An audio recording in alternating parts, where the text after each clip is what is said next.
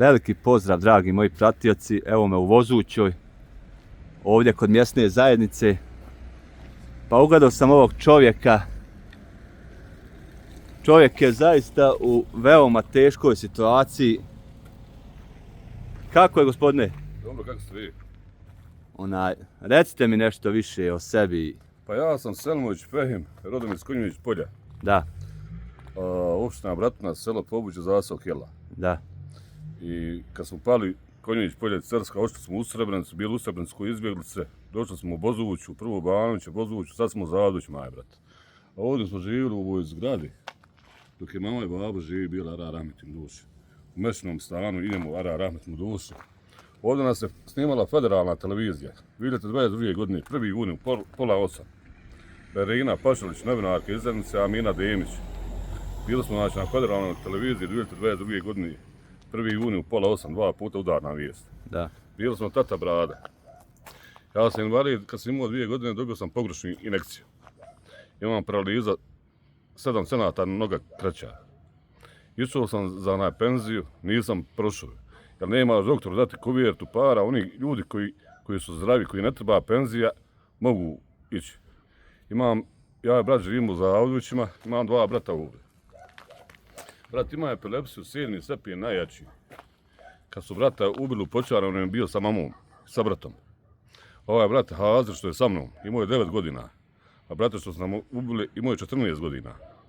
Našli su ga u grobnici u Pilici. Traže nestale osobe nakon 15 godina i ukopali smo ga. Ara Rahmet im duši.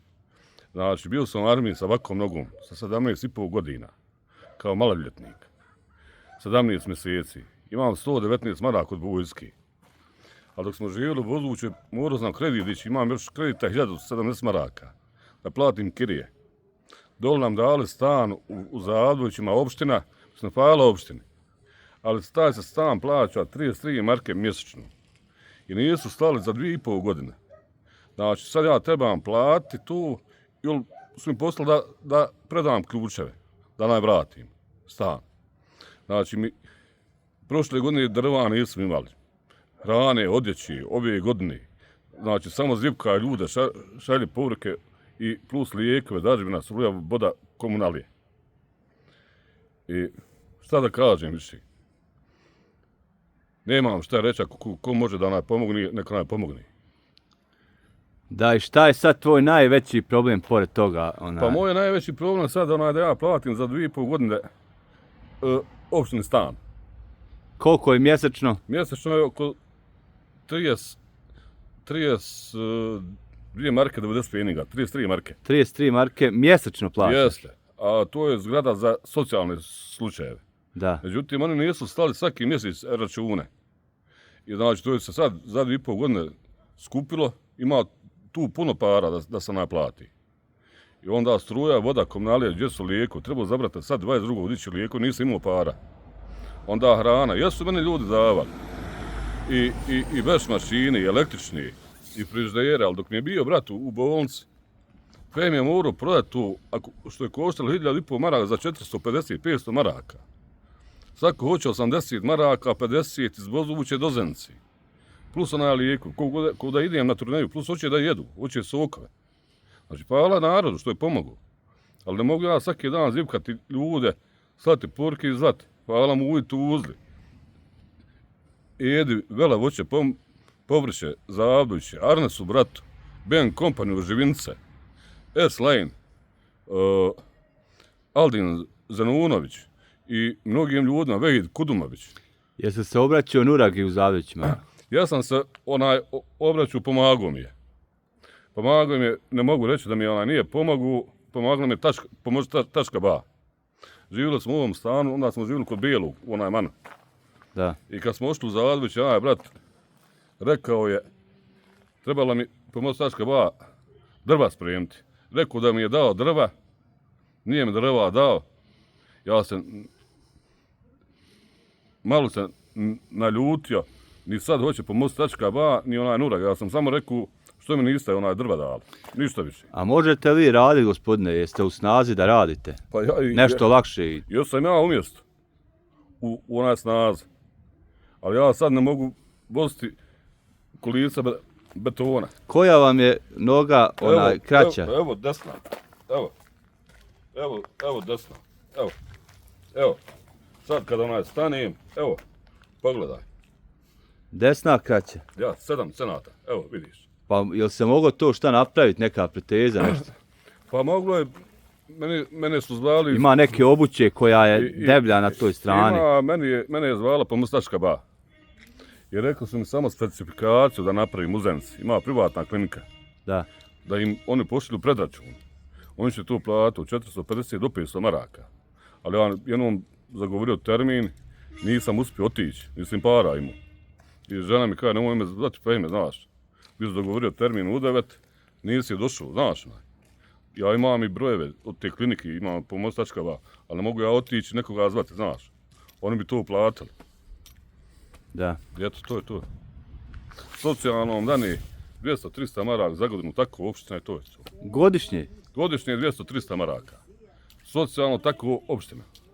Mene načelnik u Olovu, Kema, od sebi dade 300 maraka. Kaže, dao bi svaki mjesec tebi brat. Da ste u Olovu. I kad god kažem narodu, opština dane za godinu, kaže, ne moramo vjerovati, znaš. Danu godišnji. I šta ja znam, mislim, Nepala i opštini i socijalnom kažu ne imamo sredstava, na tome se svodi. Ministarstvo nam dadne u Sarajevu jednokratnu pomoć. Federalno ministarstvo za raseljene osobe, izbjeglice.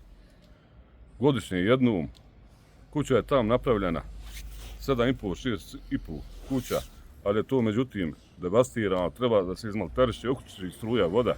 Ja sam sad trebao do 25. ovog mjeseca riješiti papire da bi federalno ministarstvo uradilo za raseljene osobe iz Sarajeva. Ali nisam mogu otići u Miliće, rodne smrtne listove mamin, babin, u Bratuncu i da bi to sve poslalo za ministarstvo.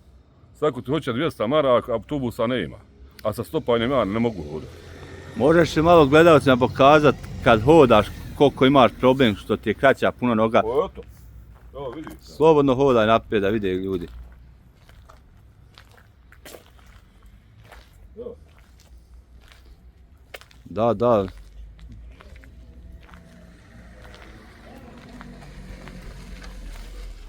Boga mi, nije vam lako.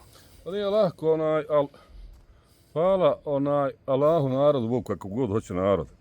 I sve narod, šta god treba narod, daje i za liječenje i daje i za hranu, daje za sve. Dobro, da je pravna država, imali bi mi nešto, isto kao u Evropi, svaki mjesec, socijalno. A šta ćeš? Pa hvala državi i to je to.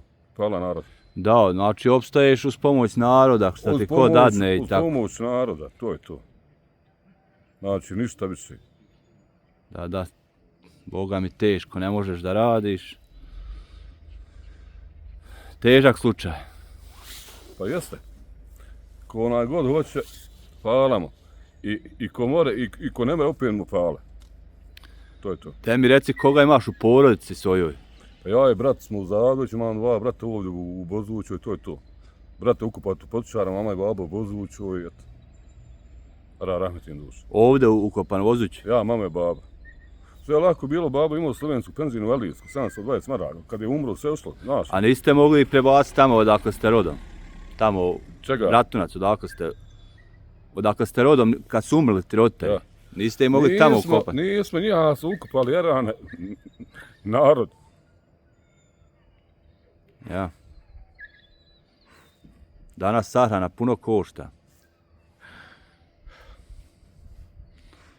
Teško mi. Nažalost, narodi je ukupu i narodi nišane. I četvrtnicu i sve. Kad su tačno umrli, koje godine? Mama je 2017. Baba je 2028. marta 9. okupat. Brat je okupat 2010. Počeo remet. Rahmetin duš. Da. Ovdje je puno ljudi iz Srebrenice bilo u Vozućoj, sada nema puno. Jeste bilo oko 2.500 do 3.000, ali nema, narod se raselio. Neki Vratili se neki. vratio, neki su po Sarajevu, po Živinicama, neki su ošli za budućnost da bi moglo raditi tu. Imaš li ti svoj broj mobitela, ako bi ko se javio da ti pomogne, Imam, pa može, znaš na pamet? normalno, 062 179 202. Ili mogu i vas kontaktirati, nije tu problem uopšte. Ja, Što evo, se tiče meni je sasvim svejedno.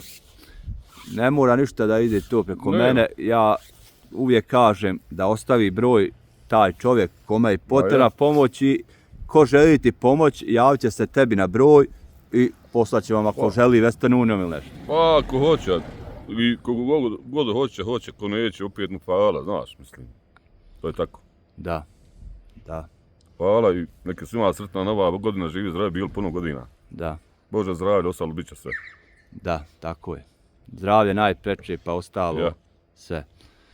Ništa gospodine, hvala vam za odvojeno vrijeme.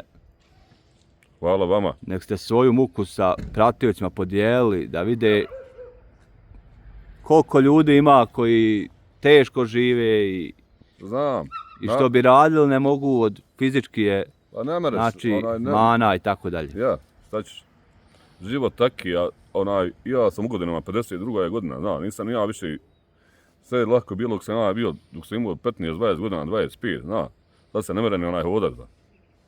Da, da, teško. Pogotovo promjene vremena, sve boli. Imate li suprugu i djecu? Imao sam suprugu i tako da smo se posle rata se oženio, razišli se, gledao mamu i babu i to je to. Da djece nema? Ne imam Boga. Da sam imao penziju, oženio bi se, ko ne bi volio da ima ženu i djecu. A ne možeš ničije dijete uzeti, da žena ostane trudna, da ima djeci, jer čovjek pati za njim djetetom. Ne možeš djeteti ni supruzi, nikom ne možeš pomoći. Hvala vam gospodine. Hvala vama, visoko. Aj živ zdrav bio. Jevi isto.